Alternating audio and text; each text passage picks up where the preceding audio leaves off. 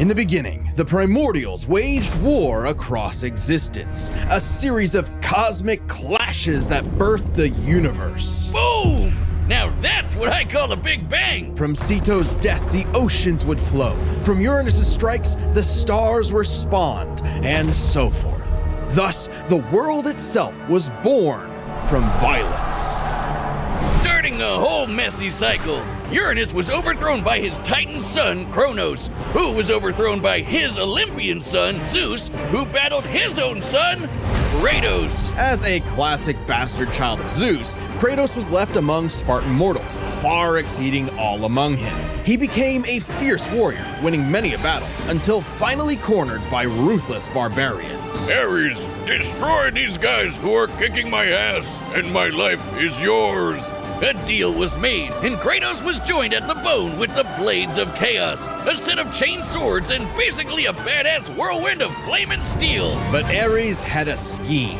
While doing work for his god, Kratos accidentally murdered his own family, permanently marked by the ashes of his wife and daughter. He was, forevermore, the ghost of Sparta. So he was kinda understandably really pissed off. Time for a new god of war. The gods were crapping their togas in fear as the new god of war took out his rage on all of them.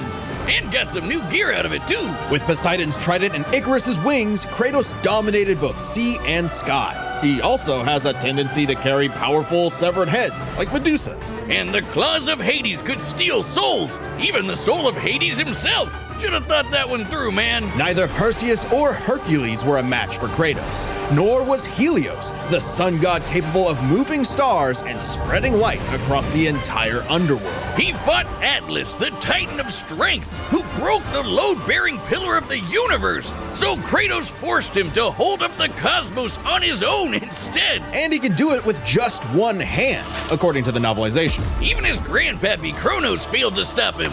You know, the guy who overthrew the primordial that punched the universe into existence? Causing shockwaves that moved over a quadrillion times faster than light, a frankly incomprehensible feat. Then there's Daddy Zeus, who proved a serious challenge, until Kratos drew perhaps his ultimate weapon, the Blade of Olympus. It can make tornadoes, lightning, force fields. Oh, and it can stab the hell out of you. It siphons godly energy and can pull enough to even kill Zeus. Like father, like son. Even while Kratos ultimately released hope across the Greek world, he could only do so after annihilating everything. Like a badass, he was unstoppable, non-stop killing and sex and even more killing. And yet, he couldn't be any more depressed. His wife and daughter were still gone. What was he to do? He didn't know. He wandered aimlessly for years, somehow stumbling into Norse mythology where he met Faye, his second wife. Good start, buddy. Kratos had a new lease on life, but he could not escape his past mistakes. There's a reason he hid his swords in a dingy basement. Even so, Faye insisted he could do better, so he became a dad to a new boy. Easily the toughest task he ever undertook, especially after Faye unfortunately died of a mysterious illness. Damn it, not again! But hey, it wasn't Kratos' fault this time, and Faye left the tools he'd need to keep the boy safe, including the Leviathan Axe. Far from the whirling rage of the Blades of Chaos, the Leviathan Axe was deliberate and mighty, said to rival Mjolnir itself. Thor wishes Mjolnir was as cool as this axe. It's imbued with ice magic and a poison even the gods fear. It can be summoned to Kratos' hand from a distance, and it even shatters souls. Kratos may have once been a sword of vengeance, but with his new weapons and a new purpose, he stood as a shield against the godly Asir. Too bad he just can't help but get in trouble with gods. But now he knew how to control his anger. Which is even more important than it sounds. Kratos' Spartan rage summons an inner strength with magical properties. He can even get so pissed off that he straight up heals himself. That seems like the opposite of what should happen. Not all anger is problematic, and Kratos wields plenty of new weapons and relics to channel his rage through. Like the Dropnir Ring, which can summon a bunch of wind spears. They can absorb all types of energy and blast it back. He even has relics and magic that can warp space and slow down time. Naturally, he contested with the strongest of the Norse gods, including the god of thunder Thor, who was powerful enough to fight the fire giant Surtur and the world serpent Jormungandr at the same time. Oh, and that fire giant would be the cause of actual Ragnarok. You can't defeat me, Thor.